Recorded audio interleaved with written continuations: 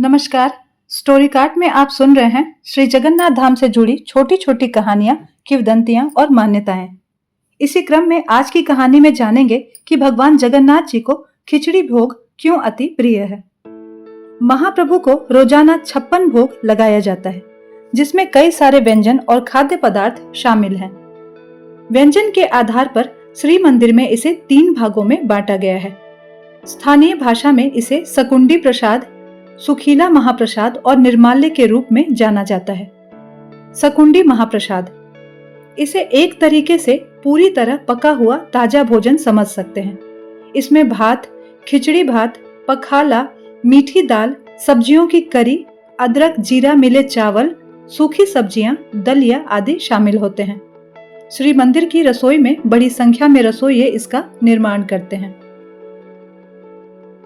सुखीला महाप्रसाद, इसमें भगवान के भोग में शामिल कुछ सूखी मिठाइयां शामिल होती हैं, जैसे कि खाजा, गुलगुला, चेन्ना पोड़ा, छेने से बनने वाला केक नुमा व्यंजन आदि शामिल हैं। निर्माल्य या कैवल्य, पूरी श्री मंदिर में भगवान पर चढ़ने वाले चावल, प्रतिमाओं पर चढ़े हुए पुष्प, श्री मंदिर में आचमनी का जल, ये सभी निर्माल्य कहलाते हैं। मंदिर में दर्शन करने पहुंचे श्रद्धालुओं को निर्माल्य दिया जाता है। यह भी महाप्रसाद का ही हिस्सा है। निर्माल्य में शामिल चावल को तपती धूप में सुखाकर रखा जाता है और लोगों में इसके प्रति बड़ी श्रद्धा होती है। वे पुरी की यात्रा में मिले निर्माल्य को घर लाकर तिजोरी या पूजा घरों जैसे पवित्र स्थानों पर रखते हैं। श्री मंदिर में भगवान को रोजाना दिन भर में 6 तरह के भोग लगाए जाते हैं। इसमें सुबह का नाश्ता गोपाल वल्लभ भोग कहलाता है, जो कि 6 से 7 बजे सुबह लगाया जाता है। गोपाल वल्लभ भोग में भगवान को माखन, गाढ़ा दूध, रबड़ी, नारियल से बनी मिठाई जिसे नादिया कोरा कहते हैं, दही, चीनी, चावल और पके केले भोग में दिए जाते हैं। लेकिन श्री मंदिर में सबसे खास है खिचड़ी। कई बार श्रद्धालुओं को इसका विशेष प्रसाद भी दिया जाता है। माना जाता है कि एक बार जगन्नाथ जी एक गरीब बुढ़िया के बुलावे पर उसके हाथों से खिचड़ी खाने चले गए थे। यह कहानी एक भक्त श्रद्धालु कर्मा बाई की है। कहते हैं कि जगन्नाथ जी की भक्त कर्मा बाई बहुत बूढ़ी थी। वह बाल जगन्नाथ को अपना बेटा मानकर पूजा करती थी।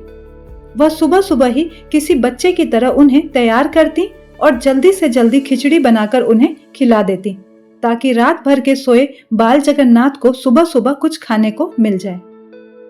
इसी बीच बूढ़ी माई को अपने स्नान का भी ध्यान नहीं रहता था। एक दिन कर्मा बाई को किसी साधु पुजारी ने कह दिया कि ठाकुर जी को भोग तो लगाती हो, कम से कम स्नान तो कर लेना चाहिए उससे पहले। अगले दिन कर्मा बाई ने साधु के बताए नियमों के अनुसार ठाकुर जी के लिए खिचड़ी बनाई। इस नियम पूजा पाठ में दोपहर हो गई।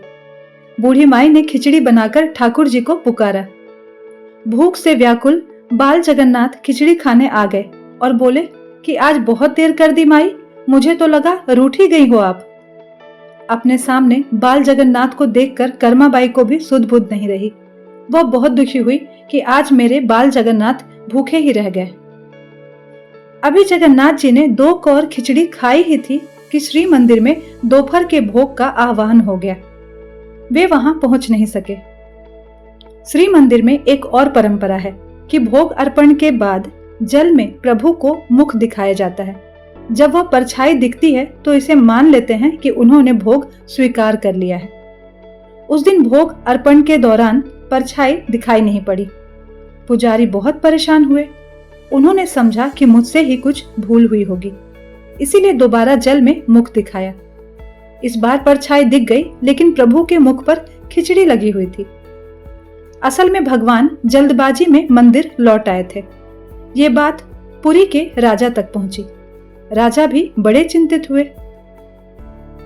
उस रात भगवान जगन्नाथ ने सपने में राजा को दर्शन दिया और कहा कि जब मैं श्री मंदिर में था ही नहीं तो नजर कैसे आता, मैं तो माई कर्मा बाई की खिचड़ी खा रहा था। जब ये बात साधु को पता चली तो वह बहुत पछताया और उसने कर्मा बाई से क्षमा याचना करते हुए कहा कि वे जैसे चाहें अपने बाल जगन्नाथ की सेवा करें।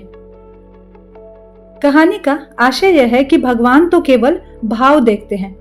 इसके बाद से पुरी में खिचड़ी का बाल भोग लगाया जाने लगा। श्रद्धालु इसे महाप्रसाद की संज्ञा देते हुए ग्रहण करते हैं।